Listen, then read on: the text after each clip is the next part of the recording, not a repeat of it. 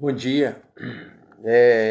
Eu estou aqui comentando alguns artigos acadêmicos de teologia e de filosofia. E no campo da filosofia, eu estou falando sobre a ética bíblica e cristã, teológica e filosófica.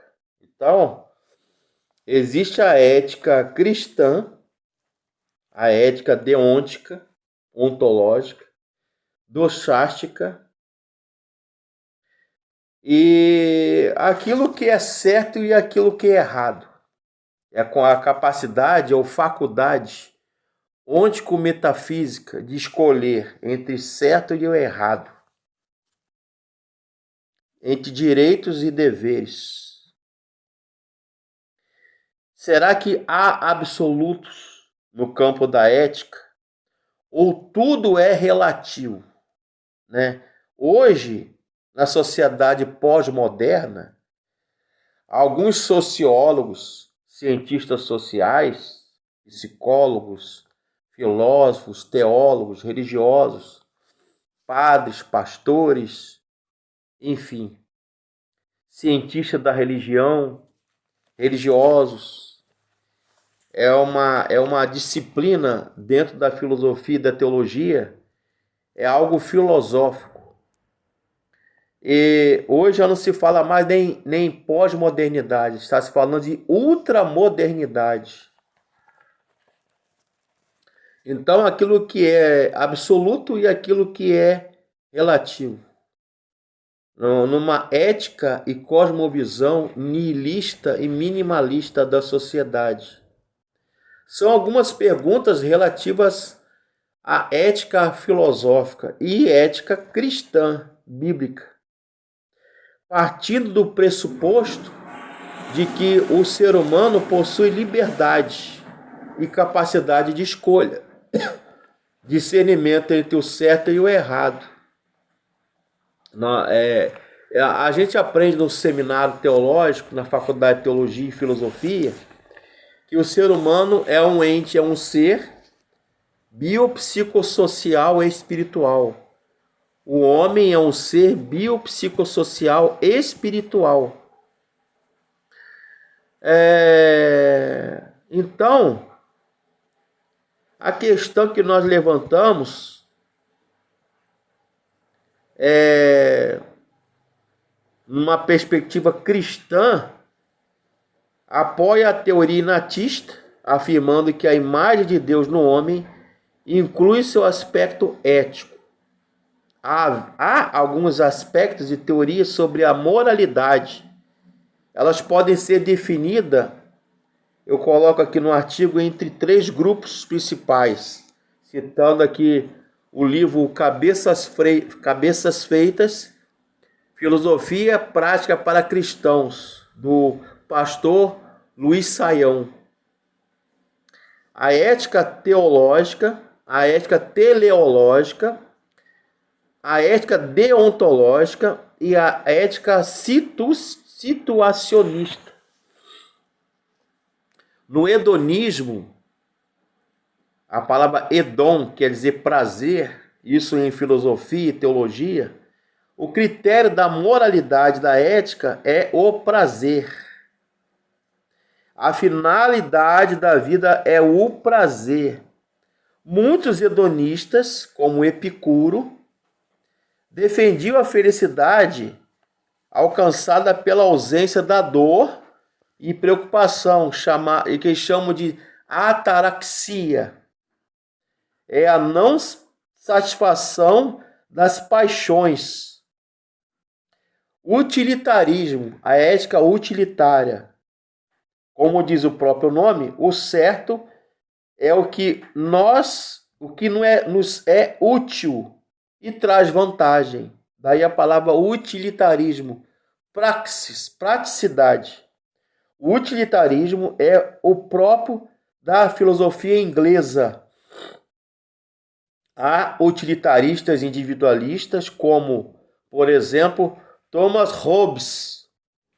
Os utilitaristas altruístas que tentam combinar o interesse individual com a convivência coletiva. Seu maior representante foi Stuart Mill.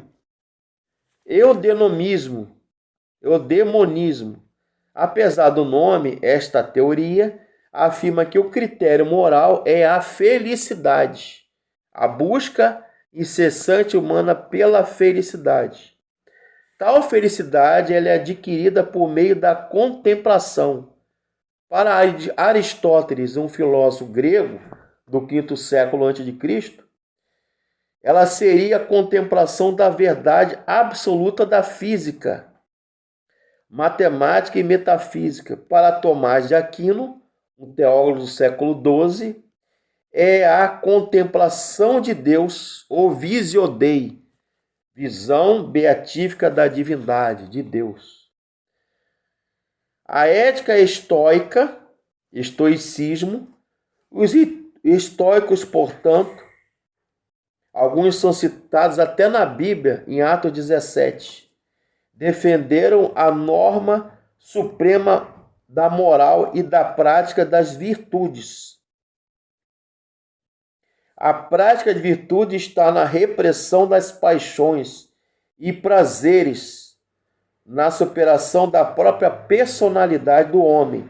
Portanto, no estoicismo, é necessário libertar-se ou delebelar as paixões, como dizem alguns filósofos, que prendem o corpo à alma. O corpo seria o invólucro, a bainha da alma, o casulo da alma, impedindo a alma de juntar-se ao logos das contingências da vida cotidiana. Existe também o formalismo ético. Essa teoria foi elaborada pelo filósofo Immanuel Kant. Trata-se da obediência à lei pela lei. Dura lex sed lex, do latim. A lei é dura, mas é a lei. O puro amor ao dever, em conformidade com a índole prussiana de Kant. Era chamado de Alemanha, ou Prússia, né? Ele argumentou o critério da moralidade. Não podia vir da experiência e tinha que ser absoluta e universal. Assim, Kant definiu o seu formalismo ético, uma lei a priori, que denominou imperativo categórico. E existe uma postura ética situacional, como, por exemplo, o relativismo ético. Trata-se da ideia da realidade é tão mutável que as experiências humanas tão diversificadas que é impossível estabelecer qualquer norma absoluta ética. Todo discurso ético seria arbitrário, até um ponto e um sem sentido. É a popular ideia que afirma que o que é certo para alguém não é certo para outrem. O que é certo para você não é certo para mim. A minha verdade não é a sua verdade. Entre direitos e deveres. É a ética da situação relativa, o minimalismo e niilismo ético. Não há pressupostos e absolutos. Só há um relativismo, onde vale tudo, onde tudo é permitido. Então é permitido roubar, vale matar, se prostituir, adulterar, fumar, beber, fazer coisas erradas, corromper, porque nós vivemos uma sociedade niilista, minimalista, relativamente do ponto de vista filosófico, teológico, bíblico e ético. Que é tudo proveniente do nada, né? Exceto mentir e omitir. Numa perspectiva mecanicista, filosófica, teológica, bíblica. O que é certo e o que é errado. quem tem o direito e o dever de defini-lo. Há absolutos no campo da ética, tudo é relativo. Essas são algumas perguntas relativas à ética, né? Que nós chamamos ética cristã, bíblica, ética doxástica e ética deôntica. Curta o nosso canal. Essa é uma pequena introdução e comentário com o meu artigo de filosofia e teologia sobre ética cristã e ética bíblica. Que Deus abençoe você. Curta o nosso canal no YouTube, Fabrício Barreto Gonçalves, no Instagram, no Telegram, no Facebook com a página Você Pergunta e a Bíblia Responde. Fabrício Barreto Gonçalves. Que Deus abençoe vocês.